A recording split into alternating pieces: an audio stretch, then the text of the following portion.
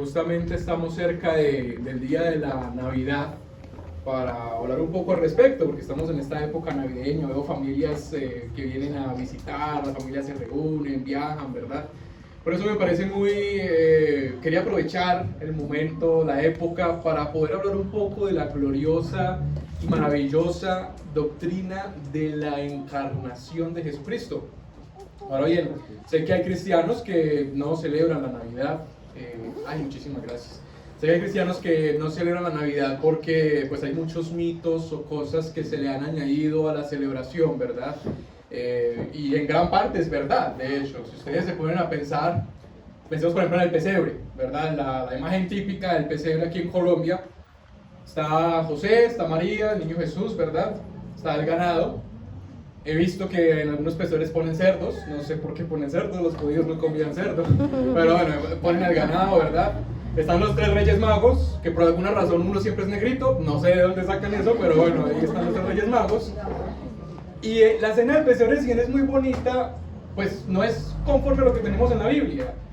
Para empezar, los tres reyes magos no eran reyes, la Biblia no dice que fueran reyes, tampoco dice que fueran tres. Y no fueron los magos los que visitaron a Jesús cuando nació, fueron los pastores. No sé si se recuerdan que había unos pastores, estaban pastorando las ovejas, se le aparecieron unos ángeles y dijeron: os ha nacido hoy en la ciudad de David Cristo el Salvador, ¿verdad? Y ellos sí fueron a Belén a visitar a Jesús, pero los magos que llevaron incienso, mirra y oro llegaron cuando Jesús tenía más o menos 2 años. Pero por alguna razón los ponen al lado del nacimiento de Jesús, ¿no? Y bueno, para aclarar, no es que fueran hechiceros, como algunos piensan, que es como el mago que saca el conejo del sombrero, sino que la palabra en griego tiene que ver con astrónomo. Eran personas que veían el cielo, las estrellas, y podían interpretarlas según el conocimiento que tenían en esa época. Por esas razones que viendo el cielo, vieron una estrella, la estrella de Belén, y dijeron: nació el Salvador, y vinieron del oriente a visitarlo. Pero el caso es que el pesebre entonces, pues que tenemos hoy en día no es muy bíblicamente preciso, ¿no? También, por ejemplo, el Papá Noel. Papá Noel tampoco estuvo en el nacimiento de Jesús, no tiene nada que ver con eso. El Papá Noel sale de San Nicolaus, que es un hombre que en esta época dicembrina se vestía de rojo y le gustaba darle regalo a los niños pobres. Entonces, por esa razón se adoptó en la Navidad. De hecho, en algunos países de Europa celebran el día de San Nicolaus el 6 de diciembre, por lo mismo. El árbol de Navidad tampoco tiene nada que ver con el nacimiento de Jesús. Y hablando de eso, darnos regalos unos a otros tampoco. No sé de dónde sale esa tradición, obviamente muy influenciada por el consumismo, ¿no? Quizás salió por el hecho de que los Reyes Magos le trajeron regalos a Jesús, pero si es así, pues no deberíamos darnos regalos unos a otros, sino a Jesús, ¿no? Pero pues, ¿qué regalo le podríamos dar al Rey de Reyes más que nuestras propias vidas, de hecho? ¿Por qué digo eso? Pues porque Navidad viene del latín nativitatis, que significa natalicio o nacimiento. El centro de la Navidad o el significado de la Navidad debería ser el nacimiento de Jesús, ¿verdad? Y bueno, hablando de todas estas cosas que se le han añadido a la Navidad, muchos cristianos por esa razón prefieren no celebrarla. También de hecho tenemos el origen del 25 de diciembre, que por si no lo sabían se celebra el 25 de diciembre porque los romanos el 25 de diciembre adoraban o tenían una fiesta al dios Sol, al dios invencible de ellos, ¿no? Que justamente ese día terminaba la fiesta de Saturnalia, que era otro dios que ellos tenían. Entonces cuando Constantino hizo que el cristianismo fuera la religión oficial del Imperio Romano, por ahí en el siglo IV, los cristianos comenzaron en oposición a esa fiesta pagana, prefirieron celebrar el nacimiento de Jesús el 25 de diciembre para reemplazarla. Y la razón es que los cristianos en aquella época entendieron que hay una batalla cultural entre la iglesia y el mundo. Y entendieron que el cristianismo es una religión muy poderosa que puede aculturar y purificar no solo las tradiciones, sino también las culturas que tenemos las personas. No solo con esto, sino también la ropa, la comida, la música, géneros musicales, etc. Y eso funcionó por muchos años porque por muchos años se tuvo en cuenta que Jesús es el centro de la Navidad, ¿verdad? Debería de ser el centro de la Navidad. Hoy en día pues pasa justamente lo mismo, pero al revés. Ya el mundo quiere sacar a Jesús de la Navidad, ¿no? No sé si se han fijado, pero en las empresas, en las propagandas, ya muchas veces no leemos Feliz Navidad, sino Felices Fiestas. porque el mundo entiende que la Navidad tiene que ver con Jesús y ellos no quieren nada que tenga que ver con Jesucristo, ¿no? Pero bueno, el caso es que por esa razón hay cristianos que deciden no celebrar la Navidad y tiene sentido. No es mi propósito el día de hoy decirles si deben celebrarla o no, sino aprovechar y hablar de la encarnación de Jesús. Personalmente, si a mí me preguntaran que si es pecado celebrar la Navidad, yo diría, sí, la verdad es pecado celebrar la Navidad, pero sin natilla. Si es con natilla, no vayas. No, la verdad, no vengo a hablar de eso. La verdad es que en últimas, si alguien quiere aprovechar la Navidad y reunirse con su familia, recordar la gloriosa doctrina de la encarnación, que Jesucristo vino al mundo a morir por nosotros, no está haciendo mal. Si algún otro cristiano prefiere no hacerlo, no está haciendo mal tampoco. Lo importante es la unidad del cuerpo de Cristo, sobre todo en esos temas que son secundarios para la salvación. Entonces, no importa cuándo fue que Jesús nació, no importa si nació en diciembre, en abril, en marzo, no importa. Lo importante es que nació. Lo importante es que Jesucristo vino al mundo por nosotros. Y eso es lo que quiero que consideremos hoy. Probablemente la doctrina más gloriosa y más misteriosa que tenemos, la de la encarnación de Jesucristo. Y quiero que lo hagamos considerando Juan capítulo 1, para que por favor me acompañen a Juan 1.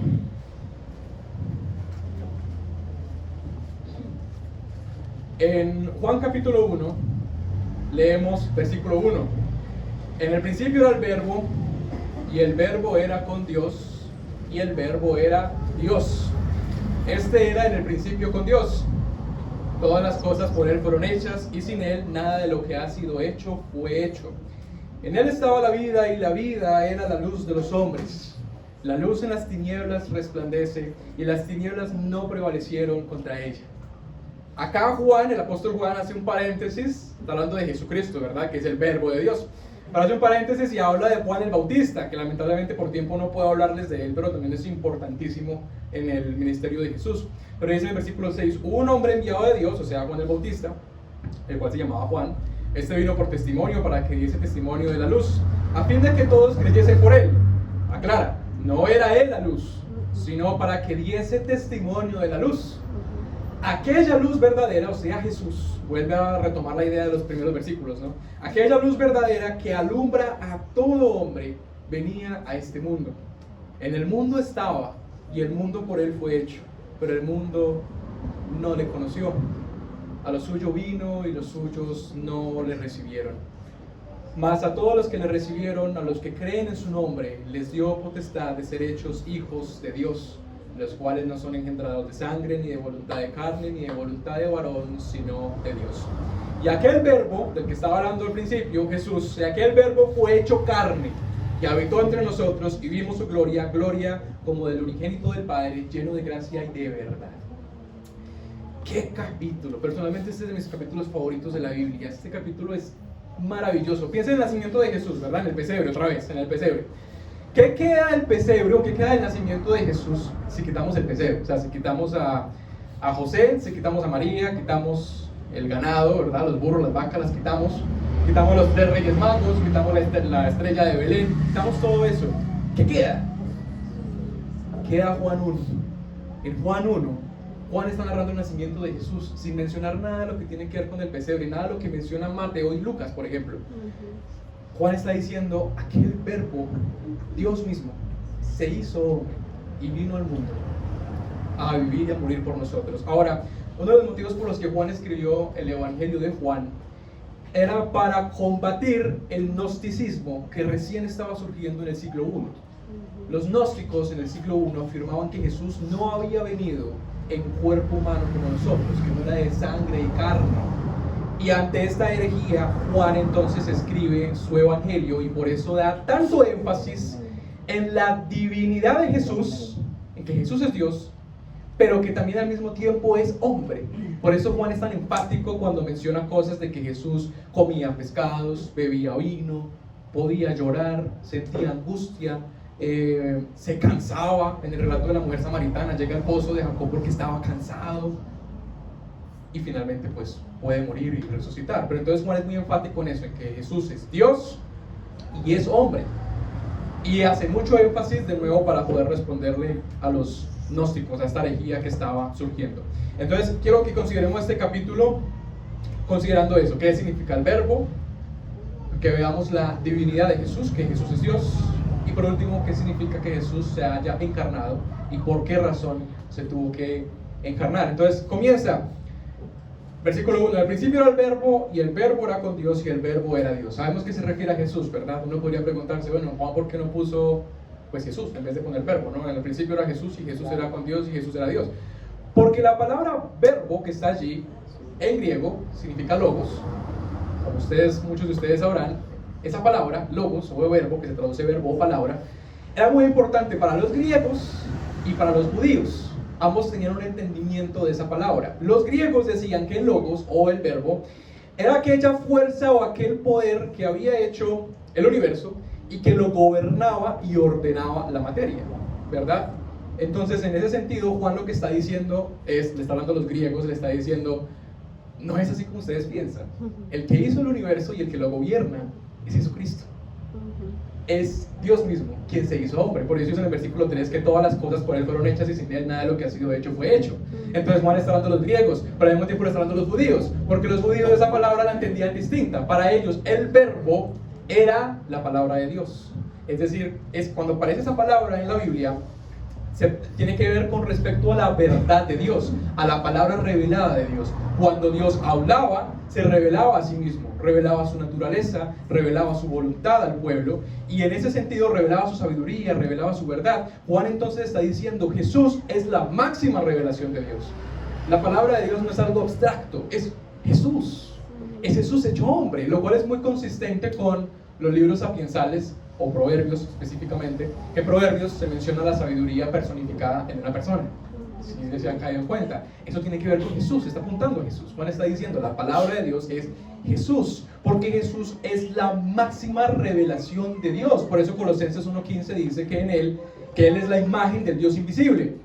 O Hebreos 1:1 dice que en el pasado Dios nos hablaba por medio de los profetas, pero que ahora en esos postreros días nos ha hablado por el Hijo.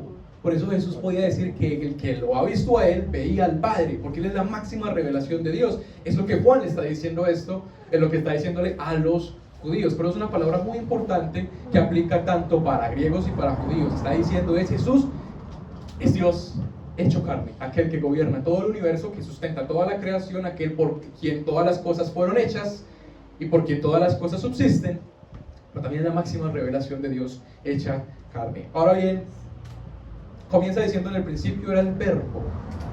Juan, cuando dice en el principio era el verbo, está pensando en Génesis 1:1, que en Génesis 1:1 comienza diciendo en el principio creó Dios los cielos y la tierra. Juan está diciendo en el principio era el verbo. O sea, antes de que todas las cosas comenzaran a existir, antes que Dios hiciera absolutamente todo lo que existe, ahí estaba el verbo. Es decir, está mostrando una preexistencia de Jesús, o más bien está apuntando a la eternidad de Jesús, que Él no tiene comienzo. ¿Y por qué es eso posible? ¿Cómo es posible que Jesús ya estuviera antes de toda la creación? Pues porque Jesús era Dios, es Dios. Por eso está diciendo, y el verbo era con Dios y el verbo era Dios. Acá entra el misterio de la Trinidad, ¿no? Que quiero hablar de eso muy superficial porque es bien profundo, bien complicado, pero el verbo básicamente no es un atributo de Dios, el verbo no es una emanación de Dios, tampoco es creado por Dios, como muchas sectas enseñan, sino que el verbo es Dios mismo, ¿verdad? Y en ese sentido, cuando dice que el verbo era con Dios, se está refiriendo que Jesús es igual al Padre, es decir, son iguales, no hay inferioridad en la Trinidad. Está diciendo Jesús es de la misma esencia, de la misma naturaleza que el Padre. ¿Cómo así? Para intentar explicar un poco el misterio de la Trinidad, intentemos definir a Dios. Cuando ustedes piensan en Dios, ¿en qué piensan? O si ustedes pudieran definir a Dios, ¿cómo lo definirían? Lo definirían, tendríamos que intentar definirlo con sus atributos, ¿verdad? Entonces tendríamos, bueno, Dios es eterno, Dios es todopoderoso, omnipresente, omnisciente, todo lo sabe, sapientísimo, infinitamente sabio. Dios es amor, Dios es santo, santo, santo, Dios es justo, Dios es ira consumidora, Dios es, bueno, todos esos atributos de Dios. La suma de esos atributos de Dios es la naturaleza o la esencia de Dios. Es decir, es por eso que Dios es Dios. Si Dios no tuviera esa esencia, pues sería una criatura como nosotros, ¿verdad? ¿Sí tiene sentido? Entonces, esa esencia de Dios, la suma de esos atributos, lo que es Dios, lo comparten tres personas, que es Padre, Hijo y Espíritu Santo, por igual. No son tres dioses, es un solo Dios. Y claro, personas no es una palabra muy apropiada porque cuando pensamos en personas pensamos en alguien como usted y como yo, ¿no? Carne y hueso. Pero pues no había una palabra mejor y los teólogos escogieron esa. En latín es substancia y en griego es hipóstasis. Pero el caso es, la misma esencia, lo que es Dios, Padre, Hijo y Espíritu Santo, comparten esa esencia. Lo que sea el Padre, eso mismo es Jesús. Y por esa razón, Juan está diciendo, en el principio era el Verbo. Allí estaba Jesús, Él es eterno. Y Él era con Dios y Él era Dios. No hay entonces inferioridad. Ahora hay varios pasajes que creo que leamos al respecto, que apoyan o más bien nos muestran que Jesús efectivamente es Dios. El primero es Primera de Juan, capítulo 5. Primera de Juan, capítulo 5. Primera de Juan, capítulo 5, versículo 20. Dice, pero sabemos que el Hijo de Dios ha venido y nos ha dado entendimiento para conocer al que es verdadero. Y estamos en el verdadero, en su Hijo Jesucristo. Este es el verdadero Dios y la vida eterna. Clarísimo, yo ni siquiera necesidad de explicarlo. Está diciendo, Jesús es el verdadero Dios y la vida eterna. O en Juan mismo, pues vamos al Evangelio de Juan, pero el capítulo 8, en Juan 8, Evangelio de Juan, capítulo 8, versículo 56, dice Jesús, Juan 8, 56, Abraham vuestro padre se gozó de que había de ver mi día, y lo vio y se gozó. Y entonces los judíos dijeron, si usted todavía no tiene 50 años, ¿cómo es que usted ha visto a Abraham? Si Abraham existió hace más de 1000 años, no tiene sentido. Y Jesús le dijo, de cierto os digo, antes que Abraham fuese, yo soy. Jesús está mostrando su eternidad. Claro, esto es una referencia a Éxodo, ¿verdad? Cuando Dios se le revela a Moisés, Moisés le pregunta, ¿cómo te llamas? ¿Cuál es tu nombre? Y Dios le dice, yo soy el que soy. Jesús está haciendo referencia a eso para mostrar que Él es Dios, pero también está mostrando su eternidad. Abraham había existido miles de años, más de 1000 años antes que en este momento, y está diciendo, antes que Abraham fuese, yo ya estaba, porque yo soy eterno, yo soy Dios, está diciendo Jesús. ¿Y cómo sabemos que Jesús está diciendo eso? Pues por el siguiente versículo. Tomaron entonces piedras los judíos para arrojárselas. Querían apedrear a Jesús porque pensaron que él era blasfemo por decir eso. Pero Jesús se escondió y salió del templo y atravesando en medio de ellos se fue. O el capítulo 20 del mismo Evangelio de Juan, el capítulo 20, dice, capítulo 20, versículo 26. 8 días después estaban otra vez sus discípulos dentro y con ellos Tomás. Jesús ya había resucitado en ese momento y recuerden que Tomás dijo, pues yo no creo que él resucitó hasta que yo le meta mi dedo en el agujero donde tenía los clavos, no voy a creer que él resucitó. Entonces dice, 8 días después estaban otra vez sus discípulos dentro y con ellos Tomás. Llegó Jesús, estando las puertas cerradas, y se puso en medio de ellos y les dijo, pasa a vosotros. Y luego dijo Tomás, Tomás, pon aquí tu dedo y mira mis manos, y acerca tu mano y métela en mi costado, aquí en el agujero que me hicieron con la lanza cuando estaba en la cruz, métela, y no seas incrédulo, sino creyente. Y entonces Tomás respondió y le dijo, Señor mío y Dios mío. Y Jesús le dijo, porque me has visto, Tomás, creíste. Bienaventurados los que no vieron y creyeron. Pero fíjense, Tomás adoró a Jesús y le dijo, Dios mío, y Jesús no lo reprendió. Aceptó su adoración porque Él es Dios, Jesús es Dios mismo. Ahora, ¿qué significa entonces que Jesús sea Dios? Antes de eso, quisiera responder una pregunta que no sé si alguna lo ha pensado, pero ¿cuál es la diferencia entre decir que Jesús es el Hijo de Dios y decir que Jesús es Dios? Lógico, cuando decimos que Jesús es el Hijo de Dios nos referimos, ¿cierto? Padre, Hijo y Espíritu Santo. Jesús es el Hijo del Padre, pero pues es Dios. Para los judíos era exactamente lo mismo, decir Jesús es el Hijo de Dios y decir Jesús es Dios era exactamente lo mismo. Ellos podían entender cuando ellos decían, por ejemplo, cuando el etíope, cuando estaba con Felipe, el etíope dice, creo en que Jesucristo es el Hijo de Dios, y ahí es cuando es bautizado, ¿verdad? Está diciendo, creo que Jesucristo es Dios. ¿Cómo lo sabemos? Porque en el mismo Evangelio de Juan, en el capítulo 5, ¿por qué cito tanto a Juan? Por lo que les decía, Juan hace mucho énfasis en la divinidad de Jesús y en su encarnación, por eso casi todos están en Juan, es maravilloso. Capítulo 5 de Juan, versículo 17, dice, y Jesús le respondió, mi padre hasta ahora trabaja y yo trabajo. Por esto los judíos aún más procuraban matarle, porque no solo quebrantaba el día de reposo, sino que también decía que Dios era su propio Padre, haciéndose igual a Dios. Si se fijan, Jesús solamente dijo que Dios era su Padre, pero los judíos entendían que eso significaba que Jesús era igual que el Padre, era Dios mismo. Por eso les daba tanta rabia y querían apedrearlo, porque decir Jesús es el Hijo de Dios, es decir, Jesús es Dios. En el capítulo 10 del mismo de Juan hay otro pasaje que quiero que leamos. En el capítulo 10, versículo 30 dice: yo y el Padre uno somos. Y entonces los judíos volvieron a tomar piedras para apedrearle. Versículo 32 de Juan 10. Y Jesús les respondió: a ver, muchas buenas obras os he mostrado de mi Padre, muchos milagros ya he hecho entre ustedes. ¿Por cuál de ellas me apedreáis? Y le respondieron los judíos diciendo: por buena obra no te apedreamos, sino por blasfemia, porque tú siendo hombre te haces Dios. Y Jesús, ¿qué había dicho? Le dijo: yo y el Padre uno somos, Él es mi Padre, Dios es mi Padre. ¿Por qué soy enfático en eso? Porque creer que Jesús es Dios, decir Jesús es el Hijo de Dios, los judíos entendían que era Jesús es Dios, es exactamente igual.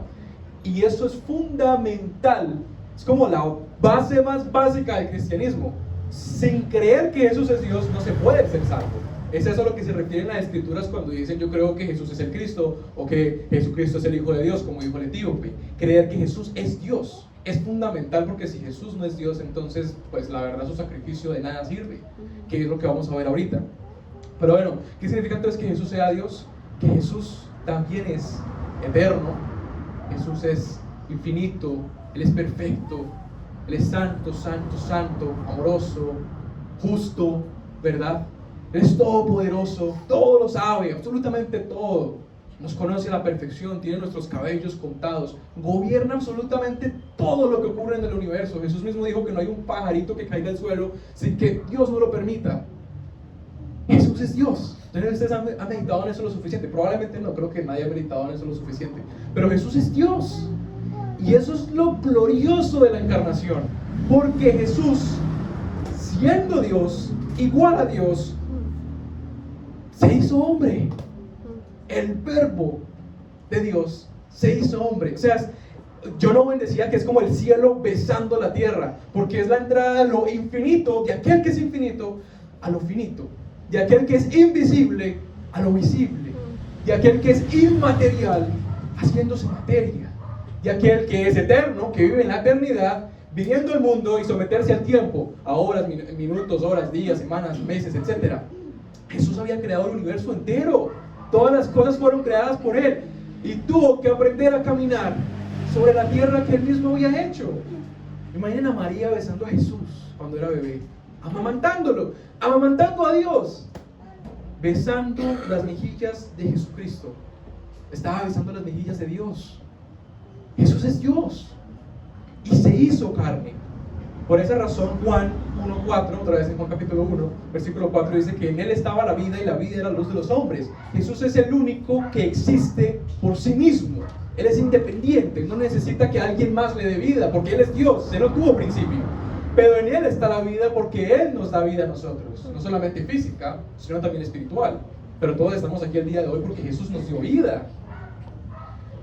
Y es por esa razón que Jesús también dijo: yo soy el camino, la verdad y la vida, ¿no? Pero entonces Jesús, siendo Dios, se hizo carne, se hizo un ser humano igual que nosotros, pero sin pecado. Dice el versículo 14 de Juan: que el verbo fue hecho carne y habitó entre nosotros, y vimos su gloria, gloria como del unigénito del Padre, lleno de gracia y de verdad. Aquí entonces estamos hablando ya del gran misterio de la encarnación. ¿Qué significa que Jesús se haya hecho ser humano?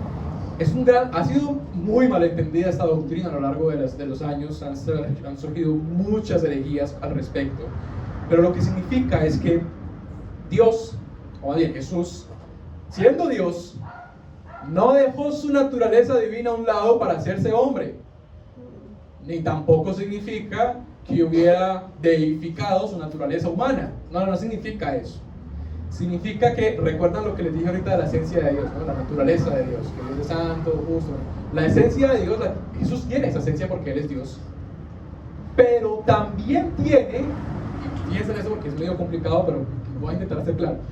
También tiene la misma esencia y la misma sustancia en nosotros los seres humanos. Es decir, tiene dos naturalezas en Jesús, juntas, no se mezclan, no se confunden, no se dividen, sino que están juntas y ambas naturalezas se quedan con las mismas propiedades de cada uno. Es lo que en teología se conoce como la unión hipostática. Los teólogos han usado el ejemplo del cuerpo y alma. Todos tenemos cuerpo, también tenemos alma, son básicamente dos sustancias, pero las tenemos juntas, si tiene sentido. Hay un ejemplo mejor que va a ser más claro. Ustedes conocen una lámpara de lava, ¿verdad? No sé si saben qué es una lámpara de lava, les voy a mostrar una foto. Una lámpara de lava, no he visto una persona, pero creo que ustedes la han visto de pronto por televisión. ¿Sí la han visto? Lámpara de lava, una lámpara muy bonita que tiene, yo creo que agua y aceite, no sé qué tiene, pero alumbra muy bonito, ¿verdad? Una lámpara de lava. En la lámpara de lava hay agua, creo yo, me disculpan si no es agua, lo siento, yo creo que es agua y aceite, ¿no? Pero bueno, hay agua y hay aceite. Y las dos cosas, las dos naturalezas están juntas, ¿verdad? El agua nunca es aceite y el aceite nunca es agua, pero ambas naturalezas están juntas en la misma lámpara. De la misma forma, Jesús, al ser Dios, su naturaleza divina, nunca se mezcla con la naturaleza humana. O sea, no la deifica. Pero la naturaleza humana tampoco humaniza la naturaleza de Cristo. Si tiene sentido, son ambas naturalezas morando o estando unidas en Jesucristo, en una sola persona. Por eso es fundamental tener eso en cuenta y por eso es que sabemos que el que murió es 100% hombre, 100% Dios. No es 50% Dios, 50% hombre, sino que es 100% Dios, completamente Dios y completamente un ser humano. ¿Sí tiene sentido? Entonces, en ese sentido, Jesús tiene un cuerpo semejante al de nosotros, igual que el de nosotros, pero sin pecado. Y el hecho de que no haya heredado el pecado es fundamental porque Jesús no podía tener ninguna mancha, no tuvo ninguna mancha, no tuvo pecado, no tuvo ninguna contaminación. Todos nosotros nacemos pecadores. El salmista dice, en pecado me concebió mi madre. Todos nosotros desde el vientre de nuestra madre ya somos pecadores. Pero Jesús no. Cuando el Espíritu Santo, y fíjense en eso, el Logos, Jesucristo encarnado no descendió encarnado del cielo. El Espíritu Santo lo generó en el vientre de María la Virgen. Pero la razón por la que él no heredó el pecado no fue porque María no fuera pecadora, como algunos también creen, sino simplemente porque el Espíritu Santo evitó que heredara la naturaleza pecadora. Pero es completamente hombre como nosotros. Si bien Jesús no heredó el pecado, sí heredó las consecuencias del pecado. ¿Por qué? Porque Jesús pudo sufrir, Jesús pudo sentir dolor, Jesús pudo sentir angustia, Jesús pudo morir. Y todas esas son consecuencias del pecado. Entonces Jesús no heredó el pecado porque Él no es pecador, no puede pecar, es Dios. Pero sí heredó las consecuencias del pecado. Y por eso Dios mismo pudo ser tentado, pudo sufrir angustia, pudo sufrir humillación y pudo sufrir los sufrimientos que nosotros tenemos. Pero fue hombre. Quiero que intenten meditar en esa gloriosa doctrina. Dios mismo tomó huesos, piel, músculos, sangre, órganos. Él mismo sangraba, le crecían las uñas y se las tenía que cortar. Era 100% hombre, igual que nosotros, pero sin pecado. Sin dejar de ser lo que era, Jesús comenzó a ser lo que no era.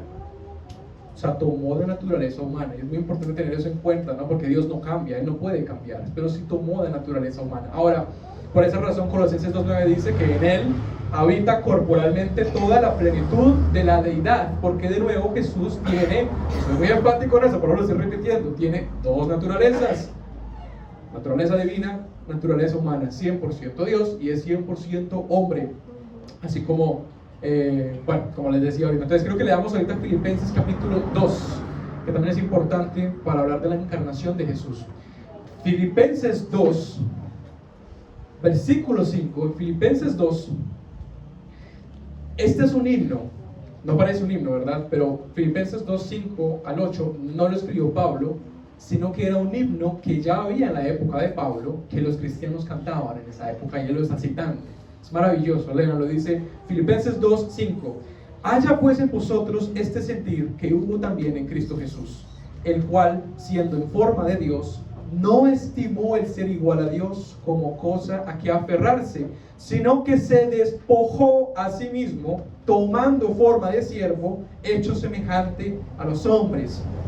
y estando en la condición de hombre, se humilló a sí mismo, haciéndose obediente hasta la muerte y muerte de cruz. Que Jesús se haya despojado a sí mismo no significa, y es muy importante porque hay herejes y hay sectas que afirman eso, no significa que haya dejado de ser Dios. Significa que se despojó, no de su naturaleza divina, sino de la gloria externa que Jesús tenía por ser Dios. Imagínense a Jesús, Dios, antes de encarnarse, ¿verdad? En su gloria infinita, en su majestad, en su gloria a la que tenía derecho y el privilegio por ser Dios. Renunció a todo eso y vino y fue esclavo. Nació en un potrero, un pesebre es eso, un potrero que huele feo, de pronto olía hasta estiércol de animal. Nació allí, se humilló a sí mismo, tomó forma de siervo y se hizo obediente hasta la muerte. Imagínense eso, Jesús en su gran gloria toma forma de hombre y muere como el peor de los criminales en una cruz. ¿Qué es eso lo que significaba la cruz? Como el peor de los criminales. Se humilló a sí mismo. Eso es lo que significa que se haya despojado. No se despojó de su divinidad, sino que se despojó de su gloria externa y por eso tomó forma de hombre y se humilló hasta la muerte. Y lo hizo, fue por amor. Por eso esta doctrina es gloriosa, porque todo tiene sentido cuando uno la considera. Entendemos entonces el gran amor de Dios por nosotros. ¿Cómo es que Dios mismo se hace hombre y pasa por todo esto para salvarnos? No tenía por qué. No estaba obligado. Nos pudo haber mandado a todos para el infierno. Pero en vez de eso quiso salvarnos. Y por eso mandó a Jesucristo. El Padre manda a su Hijo para que se haga carne. Aquí ya entramos a hablar de por qué Jesús se hizo carne. Porque era necesario que el Dios de Dios, luz de luz, el verdadero hombre y el verdadero Dios juntos, en una sola naturaleza. Porque era necesario que fuera así. Y era necesario para que de esa forma ocupara nuestro lugar en la cruz. Y de hecho también el último pasaje, antes de pasar a esa parte, Romanos 9, versículos 3 al 5, Pablo en Romanos 9, 3 al 5 afirma esto de las dos naturalezas de Cristo. Dice Romanos 9, 3, porque deseara yo mismo ser anatema, separado de Cristo por amor a mis hermanos, los que son mis parientes según la carne, que son israelitas, de los cuales son la adopción, la gloria, el pacto, la promulgación de la ley, el culto y las promesas. De quienes son los patriarcas y de los cuales, fíjense en esto, de los cuales, según la carne, vino Cristo, el cual es Dios sobre todas las cosas, bendito por los siglos. Amén. Jesucristo vino según la carne, con carne como nosotros, como usted y como yo, esa misma carne la tomó él mismo. Pero dice Pablo, el cual es Dios sobre todas las cosas. Él nunca dejó de ser Dios. Él es el verdadero Dios hombre, verdaderamente Dios, verdaderamente hombre. Ahora, ¿por qué entonces era necesario? Bueno, sabemos que todos somos pecadores por naturaleza, ¿verdad? Todos nacemos en pecado. Y Romanos dice que la paga del pecado es la muerte. O sea, todos merecemos ser condenados en el infierno por ser pecadores. Todos somos criminales ante Dios. Lo justo es que Dios nos mandara a todos para el infierno. Si lo hiciera sería completamente justo. Es lo que todos merecemos. Ustedes saben que es una guillotina, ¿verdad? En la época medieval se usaba la guillotina para decapitar, cortarle la cabeza a los criminales. Imagínense esto. Estamos en la época medieval y todos nosotros somos criminales ante Dios. Así que nos llevan a la guillotina porque es lo que merecemos. Nos acuestan en la guillotina, nos bajan el cepo y nos van a bajar la hoja afilada, pero no una hoja afilada cualquiera, sino la hoja afilada de la ira de Dios. Imagínense el infinito poder de Dios con el que hizo absolutamente todo, vuelto en ira para castigarnos en ese momento. Sería algo terrible, ¿no? Y ya nos van a soltar esa hoja para recibir la ira de Dios. Y alguien del público, alguien perfecto, que no tuvo pecado, que no cometió ningún crimen, va hasta allá, nos baja de la guillotina y él mismo se acuesta, se pone el cepo y deja caer la cuchilla sobre sí. Recibe la ira de Dios sobre sí. Es eso lo que hizo Jesús, pero en la cruz. Nos sustituyó, bebió, recibió la ira de Dios. La condenación que usted y yo merecíamos por nuestros pecados la recibió Jesucristo. Y es por esa razón que tenía que ser Dios el que nos pudiera reemplazar, porque tenía que ser un hombre perfecto. Si hubiera sido pecador, pues no hubiera pasado nada. Estaba recibiendo la ira que él también se recibía que se merecía por pecador, ¿verdad? Tenía que ser alguien perfecto, sin mancha, sin mácula, sin pecado. Dios mismo. Tenía que ser alguien infinito también para poder pagar una deuda infinita que tenemos con Dios. Tenía que ser alguien eterno para que su sacrificio fuese suficiente para salvar a tantos millones de personas. Tenía que ser Dios hecho hombre, Jesucristo. Por eso es fundamental. Esta doctrina es la más gloriosa y la más fundamental de todo el cristianismo. Porque si no creemos que Jesús es Dios y que Él es verdaderamente Dios y verdaderamente hombre, no se puede ser salvo. Y ese es el significado, debería de ser el significado de la Navidad. Por esa razón es que el nacimiento de Jesús o el nacimiento de aquel bebé en ese pesebre no es un nacimiento cualquiera, no es un bebé naciendo y ya. Es Dios mismo que tomó forma de hombre y nació en ese pesebre. Es eso lo glorioso de la Navidad. Debería de ser eso lo glorioso de la Navidad. Ya hoy en día no es eso. Ya el hombre es el centro de la Navidad, la familia. El espíritu navideño es tener esperanza y reunirse en familia y ya está. No, pero el centro, el significado de Navidad, natalicio, del nacimiento, es Jesucristo. Es el Dios hecho hombre. Es eso lo glorioso de esta doctrina. Necesitábamos a Jesús para ser salvos. Él es la única forma de ser salvos. Porque si no, todavía tenemos una deuda infinita e impagable con Dios. Que al final entonces los que no vengan a Él van a tener que pagarla en el infierno, que es lo que todos merecemos. Y es así como Juan 1, otra vez el que estábamos considerando, Juan 1 termina diciendo en el versículo 9, y aquella luz verdadera, Jesucristo, quien es la luz verdadera, que alumbra 100 millones de veces más que el sol, Él es la luz verdadera, que alumbra a todo hombre, venía a este mundo. En el mundo estaba y el mundo por Él fue hecho, pero el mundo no le conoció. A lo suyo vino y los suyos no le recibieron, mas a todos los que le recibieron, a los que creen en su nombre, les dio potestad de ser hechos hijos de Dios, los cuales no son engendrados de sangre, ni de voluntad de carne, ni de voluntad de varón, sino de Dios.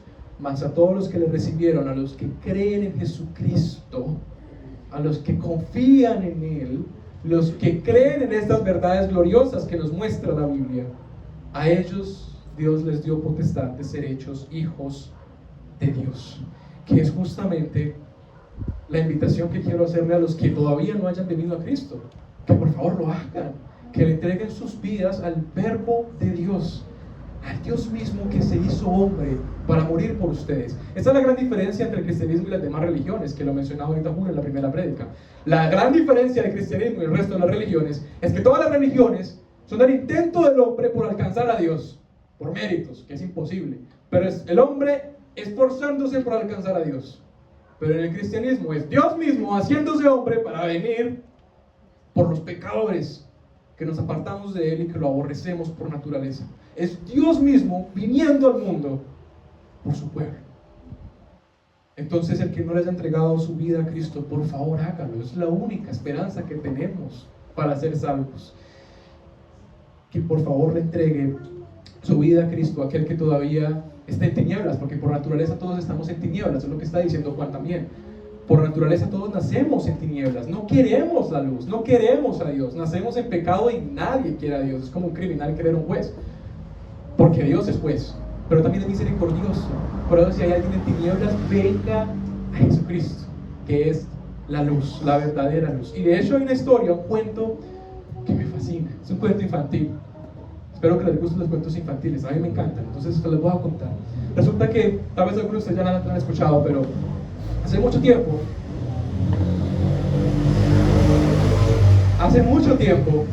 había un reino, que era el reino de la luz, y estaba el rey de la luz. El rey de la luz, en ese reino ni siquiera existía el sol, no había necesidad, porque el rey de la luz alumbraba 100.000 millones de veces más que el sol. Él alumbraba absolutamente todo el reino, era el rey de la luz. Y un día él decidió crear unas criaturas, y él dijo: voy a crear esas criaturas para que tengan comunión conmigo y para que ellas también puedan hacer luz. Y creó a las lucecitas. Entonces el reino de la luz ya tenía el rey de la luz y tenía las lucecitas, y tenían comunión con el rey, disfrutaban de él, disfrutaban de su luz. Pero un día las lucecitas dijeron: ya no quiero más al rey, qué pereza. No, yo quiero hacer mi propia voluntad. Qué pereza el rey de la luz. Ya no quiero más la luz. Y pecaron. Y cuando pecaron, las lucecitas se apagaron. Se apagaron y les dio miedo de estar en la luz. Dijeron, no, si el rey se da cuenta nos va a matar. Y salieron corriendo. Se fueron del reino de la luz y se metieron a un bosque. Y empezaron a correr y a correr, a meterse en el bosque. Y mientras más se metían en el bosque, más oscuridad encontraban. Porque estaban apartándose del reino de la luz, ¿no? Corrieron y corrieron y corrieron y se iban poniendo cada vez más y más oscuro porque tenían miedo. Y se metieron tan adentro del bosque que ya no se veía nada. Estaba completamente oscuro. Ponían su mano aquí y no se la veían. Tropezaban, se daban contra los árboles, se caían y demás. Y así estuvieron por siglos, muchos siglos. Y un día, a lo lejos, vieron una pequeña luz. Y muchos se asustaron, muchas lucecitas se asustaron porque pensaron que era el rey de la luz que venía por ellos a castigarlos. Y corrieron y se metieron más adentro del bosque. Pero a otros les dio curiosidad y dijeron, pues vamos a ver qué es eso. Y empezaron a caminar. Caminaron semanas, meses, porque aquella luz estaba muy lejos. Y a medida que se acercaban iba creciendo más y más y más la luz.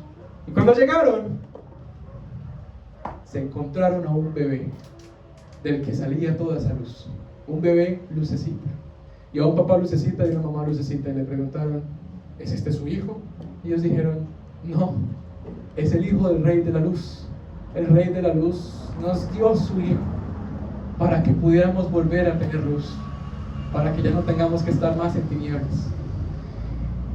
Y entonces ellos lo adoraron, y cuando lo adoraron hubo luz en ellos otra vez, pero no una luz propia, sino que reflejaban la luz del príncipe de la luz que estaba en aquel pesebre. Y claro, fueron a contarle a otras lucecitas, muchos vinieron, otros se metieron más adentro del bosque. Pero el caso es, este cuento infantil, que me parece hermoso, muestra que Jesucristo, a mí muestra que el rey de la luz nos mandó a su hijo. Nació en un pesebre.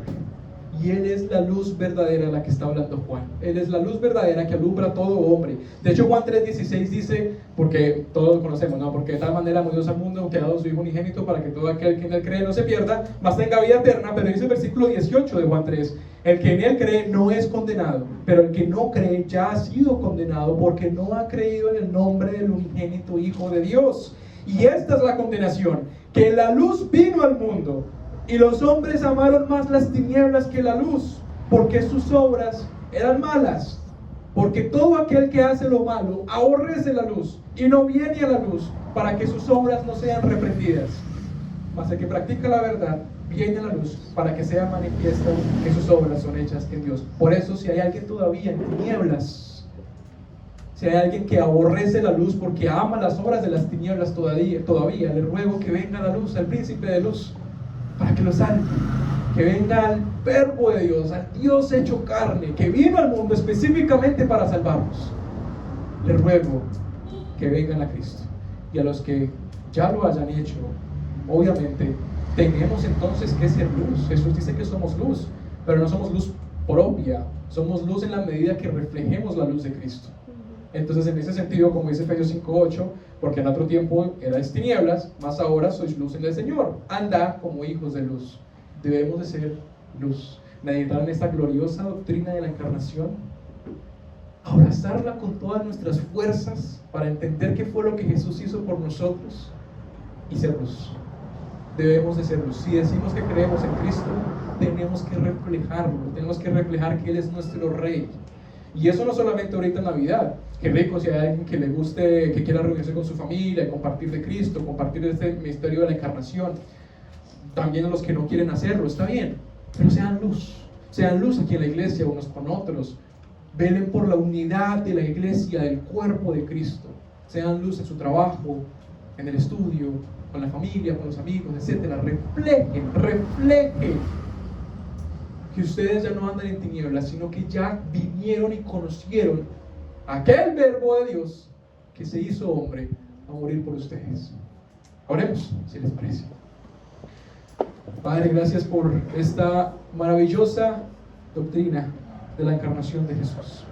Gracias, Dios Todopoderoso. Gracias, Padre, porque te complajo, por pura gracia, por pura misericordia, por puro amor, darnos a tu Hijo Jesucristo para que viniera al mundo a vivir por nosotros una vida perfecta, a cumplir donde no pudimos cumplir y a morir por nosotros para que podamos ser salvos. Gracias por Jesús, quien es verdaderamente Dios, verdaderamente hombre. Gracias porque Jesús es mediador entre Dios y los hombres. Podemos venir a ti, Padre, gracias a Jesucristo. Podemos tener la confianza de que Jesús intercede por nosotros, porque Él es verdaderamente hombre, verdaderamente Dios. Gracias por Jesucristo. Te ruego, Padre, que aquellas personas que aún no hayan venido a Cristo el día de hoy puedan entregarle sus vidas a Jesús y puedan ser salvos. Y aquellos a quienes ya nos has permitido ser salvos, ayúdanos para contar estas buenas nuevas y ser luz donde sea que tú nos tengas. Bendito Padre, gracias por tu gran amor y por este conocimiento, estas verdades gloriosas que tenemos en tu verdad revelada en las Sagradas Escrituras. Encomendamos este día a Cristo Jesús. Amén.